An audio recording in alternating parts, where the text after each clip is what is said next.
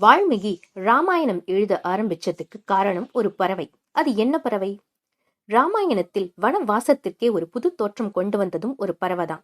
அந்த பறவைக்கு கேரளால மிகப்பெரிய சிற்பம் இருக்கு. அதற்கான காரணம் என்ன? ராவணன் சீதையை கடத்திட்டு போன விஷயத்த கண்டேன் சீதையேன்னு அனுமன் சொன்னது நமக்கு தெரியும். ஆனா அதற்கு முன்னமே சீதை சென்ற வழியையும் அவளின் நிலைமையும் சொன்னது ஒரு பறவை. ஆதிபுருஷ் ராமர்னு தெரியும். ஆனா ராமரே இக்கட்டான ஒரு மயக்க நிலையில இருக்கும்போது காப்பாத்துனதும் ஒரு பறவை தான். எல்லாத்துக்கும் மேல ஒரு பறவை டைம் டிராவல் செஞ்சு 1000 பிறப்பெடுத்து ராமனையே அனுதினமும் யோசிச்சு வாழ்ந்த கதையும் உண்டு இந்த ராமாயணத்துல. இப்படி ராமாயணத்தில் பறவைகள் ஆற்றிய பங்கு அளப்பரியதுன்னு சொல்லலாம். அவைகள் என்னன்னு பார்க்கலாம். இதெல்லாம் ஒரு புத்தகமா கூட தொகுத்திருக்காங்க. அந்த புத்தகத்தின் பெயர் என்னதுன்னா பேர்ட்ஸ் ஆஃப் ராமாயணா. யார் எழுதியிருக்காங்கன்னா பாரத் பூஷன் அப்படிங்கிறவர் எழுதியிருக்காங்க. அதுல நம்ம பார்க்க போற முதல் பறவை ஒரு அழகான நதிக்கரையில 2 கொக்கு போன்ற வடிவம் கொண்ட பறவைகள் தங்களையே மறந்து விளையாடிக் கொண்டிருந்தன. அவைகள் விளையாடுவதை தமாசா நதிக்கரையில் நின்று கொண்டிருந்த ஒரு முனிவர் ராமனின் கதையை கேட்டு அந்த எண்ணத்தில் மூழ்கியபடி அப்பறவைகளை மெய்மறந்து பார்த்து கொண்டிருந்தார். எங்கிருந்தோ சீறி பாய்ந்து வந்த அம்பு அந்த ஆண் பறவையின் இதயத்தை குத்தி கிழித்தது. அந்த கணமே அந்த ஆண் பறவை இறந்தது. இதனை கண்ட அந்த பெண் பறவை கத்தி கூச்சலிட்டது. இது அனைத்தும் ஒரு சில கண நேரத்தில் நடந்து முடிந்தது. இதையெல்லாம் பார்த்து கொண்டிருந்த அந்த முனிவர் அந்த வேடனை சபிக்கத் துவங்கினார். அது என்னவென்றால், ஓ வேடனே, நீ செய்த இந்த காரியத்திற்கு உன் வாழ்நாள் முழுவதும் நீ அமைதியே பெறமாட்டாய் என்று அந்த வேடனை பார்த்து சபித்தார். இருந்தும் அவருடைய கோபம் குறையவில்லை. அதிசயம் என்னவென்றால், அவர் இட்ட சாபம் ஒரு பாடல் வடிவில் வந்தது. வரிக்கு 8 எழுத்துக்களாக அது அமைந்தது. இது அனைத்தையும் வானுலகில் இருந்து பிரம்மா கவனித்துக் கொண்டிருந்தார். மேலும் முனிவரின் கோபம் சற்றும் குறையாததால் அவள் விண்ணுலகத்திற்கு வந்து அந்த முனிவருக்கு காட்சியளித்தார். நீங்கள் உங்கள் கோபத்தை கட்டுப்படுத்த வேண்டும். இன்று நடந்த சம்பவத்திற்கு ஒரு நோக்கம் உள்ளது. அது என்னவென்றால், நீங்கள் பரம்பொருள் ராமரை பற்றி இதிகாசம் எழுத வேண்டிய நேரம் வந்துவிட்டது என்று. நீங்கள் ராமரின் கதையை நாரதர் மூலமாக கேட்டிருப்பீர்கள். இனி இந்த உலகமும் அவர் புகழ்பாட நீங்கள் ராமாயணத்தை எழுத வேண்டும் என்று கூறினார். அந்த முனிவர் தான் வால்மீகி. ஆம், வால்மீகி ராமாயணம் எழுதினது நமக்கு தெரியும். ஆனா அந்த ராமாயணம் எழுதுறதுக்கு காரணமா இருந்தது ஒரு பறவை. அந்த பறவையின் பெயர் கௌரச்சா. இதுவே ராமாயணத்தில் முதல் பறவையின் பங்கு. அடுத்தபடியா சூரிய பகவானுடைய தேரோட்டியா இருந்தவர் அருணன். அருணனுக்கு 2 மகன்கள். ஒன்னு சம்பாதி, இன்னொன்னு ஜடாயு. ரெண்டுமே கழுகர்களுடைய தலைவனாதான் வாழ்ந்து வந்துச்சு. சம்பாதியும் ஜடாயுக்கும் ஒரு போட்டி நடந்தது, யாரு உயர பறக்கிறது அப்படின்னு. அப்போ ஜடாயு ரொம்ப வேகமா பறந்து மிக உயரத்துல பறந்து போயிடுச்சு. அப்படி பறந்து போயிட்டு இருக்கும்போது ஒரு கட்டத்துல சூரியன் கிட்டேயே போற மாதிரி ஒரு சூழ்நிலை வந்துருச்சு. அப்போது சம்பாதி ஜடாயுக்கு மேல தன்னுடைய 2 ரெக்கைகளையும் விரிச்சு பறந்து சூரிய வெப்ப ஒளி அதோட ரெக்கைகள்ல பட்டு அது எரியற மாதிரி சகோதரனான ஜடாயுவை காப்பாத்திட்டு தன் ரெக்கைகளை இழந்து அந்த இடத்திலேயே விழுந்துடுச்சு. பிறகு ஜடாயு தண்டகாரண்யம் அப்படிங்கிற ஒரு இடத்துல தசரத மன்னனுக்கு முன்பொரு காலத்துல உதவி பண்ணியிருக்கு. அந்த உதவியை வாங்கிக்கிட்ட தசரதன் ஜடாயுவை தன்னோட மூத்த சகோதரன் அப்படின்னு சொல்லிட்டு போயிறாரு. தசரதனுடைய மகன் ராமனும் அவன் மனைவி சீதையும் அவன் தம்பி லக்ஷ்மணனும் வனவாசம் வந்தது நம்ம எல்லாருக்கும் தெரியும். ஜடாயு அவங்கள பார்க்க போயிட்டு தசரதனை பத்தி ராமன் கிட்ட விசாரிக்கிறாங்க. ஆனா ராமன் என்ன சொல்லிடுறாரு அப்படின்னா, தன் தந்தை இறந்ததாக சொல்லிடுறாங்க. இதை கேட்ட ஜடாயு பெரும் வருத்தம் கொள்ளுது. தசரதன் எனக்கு ஒரு மூத்த சகோதரன் போல, அவர் இல்லாத இந்த உலகத்துல நான் இனிமே வாழ மாட்டேன் அப்படின்னு ஜடாயு சொல்லுது. ஆனா ராமன் என்ன சொல்லிடுறாரு அப்படின்னா, இப்பதான் நான் என்னுடைய தந்தையை இழந்து பெரும் துயரத்துல இருக்கிறேன். என்னோட தந்தையின் ஸ்தானத்துல இருக்கிற நீங்களும் இப்படி ஒரு விஷயத்த செய்யக்கூடாது அப்படின்னு ராமன் அவர்கிட்ட கேட்டுக்கிறாரு. ராமர் கேட்டுக்கிட்டதுக்கு காரணமாக ஜடாயு அந்த நேரத்திலிருந்து இனிமே நான் உங்களுக்கு காவலாளியா இருப்பேன் அப்படின்னு சொல்லி பஞ்சவாடி அப்படிங்கிற இடத்துல ராமனுக்கும் சீதைக்கும் லக்ஷ்மணனுக்கும் ஒரு காவலா இருக்கு. எதனால அப்படின்னா, அந்த பஞ்சவாடி அரக்கர்கள் நிறைய வந்து போற இடமா இருக்கிறதுனால ஜடாயு அவர்களுக்கு காவல் புரியுது. அந்த சமயத்துலதான் சீதைய ராவணன் கடத்திட்டு போறாரு. அப்போ சீதை ராமா ராமா அப்படின்னு கத்துற ஒரு கூக்குரல் கேட்டு எங்கிருந்தோ இந்த ஜடாயு பறந்து வருது. அது சீதையோட குரல் இல்லாம வேற எந்த பெண்ணுடைய குரலா இருந்தாலும் ஜடாயு பறந்து வந்து காப்பாத்திருக்கும் அப்படின்னு தான் சொல்லணும். ஆனா அது பறந்து வந்து பார்க்கும்போது தன் காவலுக்கு கீழே இருக்கிற சீதையவே ராவணன் கடத்திட்டு போறத பார்த்து பெரும் கோபம் கொள்ளுது. உடனே ராவனுடைய விமானத்தை அடிச்சு நொறுக்குது அந்த ஜடாயு. அது மட்டும் இல்லாம அதை ஓட்டிட்டு வந்தவனையும் கொன்றுது. ஆனா ராவணனோ சிவனுடைய பிரம்மாஸ்திரமான சந்திரஹாசனம் அப்படிங்கிற ஒரு பிரம்மாஸ்திரத்தை அந்த ஜடாயு மேல உபயோகிச்சு அதோட ரெக்கைகள் இரண்டையும் 2 துண்டா வெட்டி போட்டுறான். அதனால ஜடாயுவால ஒரு அடி கூட நகர முடியல. அந்த இடத்திலேயே இரத்த வெள்ளத்துல கிடக்குது ஜடாயு. அந்த நிமிஷத்துல ராவணன் சீதையை இலங்கைக்கு கடத்திட்டு போயிறாரு. ஆனா இந்த ஜடாயுவோட குரல் கேட்டு ராமனும் லக்ஷ்மணனும் ஓடி வந்து பார்க்கும்போது அதோடைய நிலைமை ரொம்ப மோசமா இருக்கு.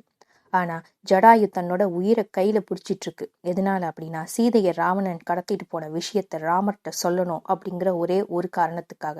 அந்த விஷயத்த சொன்னதுக்கு அப்புறம் அந்த ஜடாயு தன்னுடைய உயிரை விட்டுச்சு அப்படின்னு தான் சொல்லணும். இதனால ராமன் பெரும் துயரம் கொள்றாரு. தன் தந்தையின் ஸ்தானத்துல இருக்கிற இந்த ஜடாயுவை இழந்துட்டோம் அப்படின்னு சொல்லி இந்த ஜடாயுக்கு ஈம சடங்கு முதற்கொண்டு ராமனை செய்து பிறகு சீதைய தேடி கிளம்புறாரு அப்படின்னு ஒரு கதை இருக்கு. இதுல ரொம்ப முக்கியமான விஷயம் என்னது அப்படின்னா அந்த ஜடாயுக்கு தான் கேரளால மிகப்பெரிய ஒரு சிற்பம் செதுக்கி இருக்கிறாங்க அப்படின்னு சொல்லணும். அதுக்கு காரணம் ஒரு பெண்ணை காப்பாத்துறதுக்காக தன் உயிரையே துறந்திருக்கு இல்லையா, அதனால அதுக்கு ஒரு மிகப்பெரிய சிலை வச்சிருக்கிறாங்க அப்படின்னும் அதுக்கு ஒரு வரலாறு இருக்கு. அந்த கணத்திலிருந்து அந்த வனவாசம் அப்படிங்கிற ஒரு விஷயமே வேற ஒரு புது தோற்றத்தை கொண்டு வந்துருச்சு ராமாயணத்துல அப்படிங்கிறத சொல்ற கதை தான் இந்த ஜடாயுவோட கதை. பிறகு ராமனும் லக்ஷ்மணனும் சீதையை தேடி கிளம்புறாங்க. அப்போ ரிஷி மூலத்துல சுக்ரீவன் கிட்ட தனக்கு ஒரு படை வேணும் அப்படின்னு கேட்டு சில வானார படைகளையும் அழைச்சிக்கிட்டு ராமனும் லக்ஷ்மணனும் போறாங்க. கூடவே வாலியின் மகனான அங்கதன் மற்றும் அனுமன் அவங்க கூட வந்துட்டு இருக்காங்க அப்படின்னு சொல்லலாம். பிறகு படைகளை திரட்டி சுக்ரீவன் போயிட்டு இருக்கும்போது ஆளுக்கு ஒரு திசையில போய் தேடலாம் அப்படின்னு முடிவு பண்றாங்க. தென் திசையில விந்தியமலை, மகேந்திரமலை, காவிரி, கோதாவரி இந்த ஆறெல்லாம் கடந்து போனோம் அப்படின்னா லங்கையை அடைய முடியும் அப்படின்னு அனுமன் சொல்றாரு. அதை கேட்டு அனுமன், சுக்ரீவன், அங்கதன் எல்லாரும் தென் திசையை நோக்கி பயணம் பண்ணிட்டு இருக்காங்க. அப்போ மகேந்திர மலையில அங்கதன் சொல்றான், நம்மளால சீதையை கண்டுபிடிக்க முடியாது, அதனால நான் இந்த கடல்லையே விழுந்து சாக போறேன் அப்படின்னு. அதுக்கு அனுமன் என்ன சொல்றாரு அப்படின்னா, எப்போதுமே இந்த மாதிரி கோலம் மாதிரி நம்ம நடந்துக்க கூடாது, ஜடாயு மாதிரி போராடி கூட நம்மளோட உயிரை விடலாம் அப்படின்னு அவர் சொல்லும்போது அந்த ஜடாயு அப்படிங்கிற அந்த கேள்வியை கேட்டோன்னு பேர் அதிர்ச்சி கொண்ட ஒரு பறவை அவங்க கிட்ட வருது. வந்து நீங்க என்ன பேர் சொன்னீங்க அப்படின்னு சொல்லி கேக்குது. அப்ப அனுமன் ஜடாயு அப்படின்னு சொன்னோன்னு அதுவும் ஜடாயு இறந்துட்டான் அப்படின்னு சொன்னதை கேட்ட அந்த பறவை பெரும் துயரத்துக்கு உள்ளாகுது. ஆமா, அந்த பறவை தான் சம்பாதி. சம்பாதி தன்னுடைய ரெக்கைய தன் தம்பியை காப்பாத்துறதுக்காக இழந்துச்சு இல்லையா, அது போய் விழுந்த மலை தான் என்னது அப்படின்னா மகேந்திர மலை அப்படிங்கிற மலை. நிசாக முனிவர் கிட்ட போய் கேக்குது, என்னுடைய இறக்கை எப்ப வரும் அப்படின்ட்டு. அப்போ அந்த நிசாக முனிவர் என்ன சொல்லியிருக்காரு அப்படின்னா, மகாவிஷ்ணு ராம அவதாரம் எடுப்பாரு. அப்போ வானார படைகளோட வந்து உன்கிட்ட ஒரு உதவி கேட்பாரு. அவங்க கேட்ட உதவியை நீ செஞ்ச அப்படின்னா உன்னுடைய இறக்கையும் உன்னுடைய இளமையும் வரும். அது மட்டும் இல்லாம ராமனை சந்திக்கிற ஒரு மிகப்பெரிய வாய்ப்பு உனக்கு கிடைக்கும். அதே மாதிரி இப்போ வானார படைகள் வந்து சம்பாதிக்கிட்ட ஒரு உதவி கேட்குறாங்க. அது என்னது அப்படின்னா, சீதையோட நிலைமை இப்போ எப்படி இருக்கு அப்படின்ட்டு. ராவணன் அப்படிங்கிற அரசன் பெரும் படை கொண்டவனா இருக்கிறான். பல ராட்சசிகளுக்கு நடுவுல சீதைய அவங்க கடத்தி வச்சிருக்கிறாங்க அப்படிங்கிறத சம்பாதி பார்த்து அவங்க எல்லார்கிட்டையும் சொல்லுது.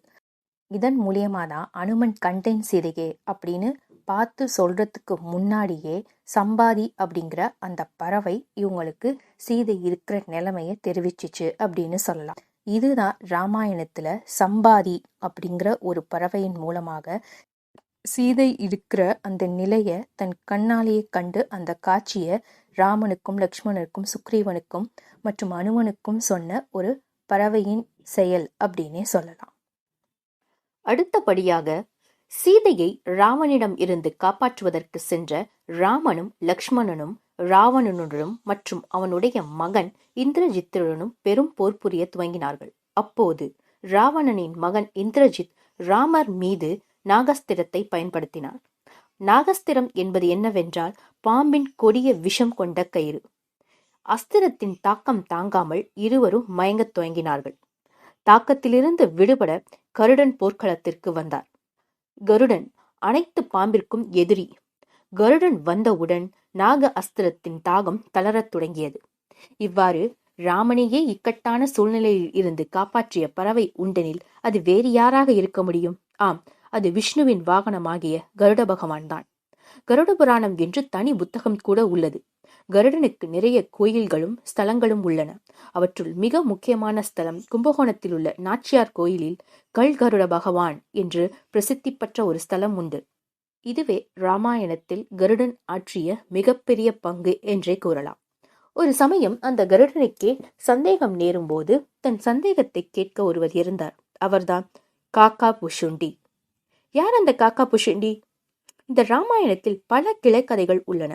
அதில் இந்த கிளைக்கதை மிகவும் சுவாரஸ்யமான ஒன்று என்றே சொல்லலாம். வாங்க அந்த காக்கா புஷுண்டி யார் அப்படிங்கிறத பார்க்கலாம். இன்னும் நீங்க சேனலை சப்ஸ்கிரைப் பண்ணல அப்படின்னா சப்ஸ்கிரைப் பண்ணிக்கோங்க. ஒரு விதிவசத்தாலோ சந்தர்ப்ப வசத்தாலோ கருடனும் காக்கா புஷுண்டியும் ஹிமாலய மலை அடிவாரத்தில் சந்திக்க நேர்ந்தது. அப்போது காக உருவத்தில் இருக்கும் இந்த காக்கா புஷுண்டி பற்றி கருடன் ஒரு விஷயம் கேள்விப்பட்டிருந்தது. அது என்ன என்றால், இந்த காக்கா புஷுண்டி ராமாயணத்தை ஒரு முறை பார்க்காமல் 11 முறை பார்த்ததாக ஒரு வரலாறு உண்டு. அது எப்படி என்று கேட்டது. அது எப்படி என்று நாம் இப்போது பார்க்கலாம். காக்கா புஷுண்டி என்பவர் தீவிர சிவபெருமான் பக்தர். விஷ்ணுவையும் வைணவரையும் மிகவும் இழிவாக கருதினார். தனது குரு எவ்வளவு முயற்சித்தும் அவருடைய அந்த மனநிலையை மாற்ற முடியவில்லை. ஒரு நாள் காக்கா புஷுண்டி சிவனிடம் பிரார்த்தனை செய்து கொண்டிருக்கும் போது பிரார்த்தனையில் ஆழ்ந்து இருந்ததனால் தன் குருவை மதிக்க மறந்துவிட்டார். இதனை கண்ட சிவன் மிகவும் கோபமுட்டு காக்கா புஷுண்டிக்கு ஒரு சாபமிட்டார். அது என்ன என்றால், பாம்பாக மாறுவாயாக என்று அவர் சாபத்தை விட்டார். அது மட்டும் அல்லாமல் இன்னும் 1000 பிறப்புகள் நீ எடுப்பாய், ஆனால் அதில் எதுவுமே மனித பிறவிகள் கிடையாது, மனித பிறவிகள் அல்லாத சிறு உயிரினமாக நீ படைக்கப்படுவாய் என்று சிவன் அவர் மீது சாபத்தை இட்டார். ஆனால் 1000 பிறப்புகள் கழித்து அவன் மனிதனாக பிறப்பான். ஆனால் அந்த மனித பிறவியில் அவன் அனுதினமும் ராமனின் பக்தனாகவே வாழ்வான் என்று அவனுடைய சாபத்தை நிறைவேற்றினான். சபிக்கப்பட்ட பிறவிகள் முடிந்து அவன் மனிதனாக பிறக்கும் பொழுது அந்த தருவாயில் அவன் தீவிர ராம பக்தனாகவே வளர்ந்து வந்தான். ஒரு சமயத்தில் லொமாசா முனிவரிடம் அவன் ஒரு சாபத்திற்கு உள்ளாகினான். அது என்ன சாபம் என்றால், அவனை லொமாசா முனிவர் காகமாக மாறும்படி சபித்து விட்டார். தீவிர ராம பக்தராக இருந்த காக்கா புஷுண்டி ஒரு சமயத்தில் ராமரை காணும் வாய்ப்பு கிடைத்தது. அப்போது காக்கா புஷுண்டிக்கு ராமனிடம் இருந்து ஒரு வரம் கிடைத்தது.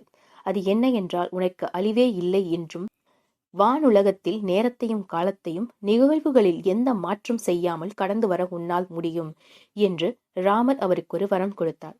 அதன் அடிப்படையில் காக்கா புஷுண்டி 11 முறை ராமாயணத்தையும் 16 முறை மகாபாரதத்தையும், நம்ம சொல்றோம் இல்லையா டைம் டிராவல் அப்படிங்கிற சக்தி மூலியமாக பார்த்து இன்று வரை உயிரோடு இருப்பதாக ஒரு புராணம் உள்ளது. மேலும் வால்மீகி ராமாயணத்தை எழுதுவதற்கு முன்பே காக்கா புஷுண்டி கருடனிடம் ராமாயண புராணத்தை கூறியுள்ளார் என்று ஒரு வரலாறு உள்ளது.